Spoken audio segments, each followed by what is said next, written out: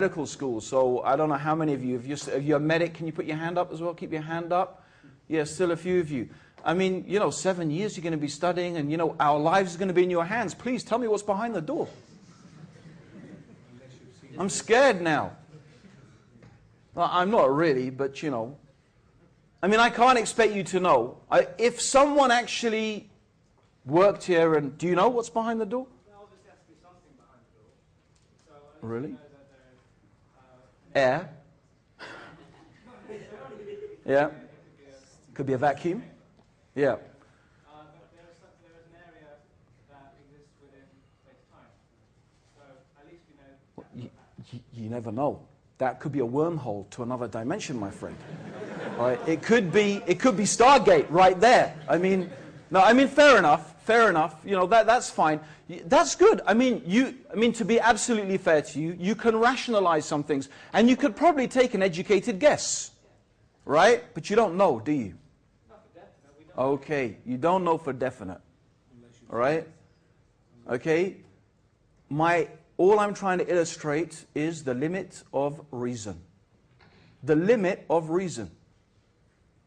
And that's quite shocking to think how severely limited reason is. We call this in Islam ilmul ghaib, the knowledge of the unseen. It is a demonstration of the knowledge of the unseen. There is something unseen, an unseen reality. Now, what if I was to tell you that, well, I know what's behind that door? And what if I was to tell you furthermore, by the way, your life depends upon you believing me within the next 25 minutes.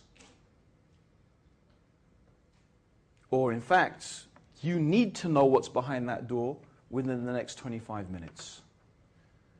Or else it's going to have very severe consequences. Now, if I was somehow able to persuade you that I know what's behind that door.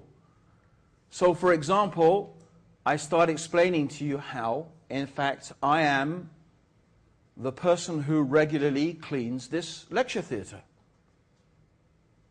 And what if, on top of that, I was able to give you some evidence that I was the person who regularly cleaned this lecture theatre? In fact, what if I was able to take a key and actually insert, not that it has a key, but if I was able to take a key and insert it in the door and show you without opening it, look, I can actually wiggle around the key. You see, it works. I can't open it, but I can show you the key fits. I mean, presumably I could give you more and more evidence until you'd probably reach the stage where you'd agree that the most rational option for me is to indeed believe that my claim is true. Okay? And this is exactly what we would, or I suppose this is an analogy or a metaphor for the revelation that God, the Creator, has given us. We believe as Muslims that throughout time God has chosen certain human beings. And these human beings have been chosen to be a vehicle through which and by which people could know more about God and answer these fundamental questions. Why is there suffering on the earth? What is the purpose of life? What is the reason for my existence? Is there something that is going to happen to me after I die? And rather like my analogy, of course, the consequences of believing or not believing are extremely severe. They are indeed very serious. And we believe that God has given these messengers and these prophets signs, indications through which and by which a rational thinking person could come to feel certain that the claim of those prophets is a true claim. Amongst the things that prophets have been given are books. Those books contain words, guidance, revelation from God, from the Creator, to explain to us these things. And that is, of course, the claim that the Muslim makes, that Muhammad, may God's peace and blessings be upon him, sallallahu alayhi wasallam, is the last messenger, and the Quran is the final revelation from the Creator. It has come with some signs, some evidences, some things through which a rational person could examine, could look, could study, and reach certainty that this claim is true.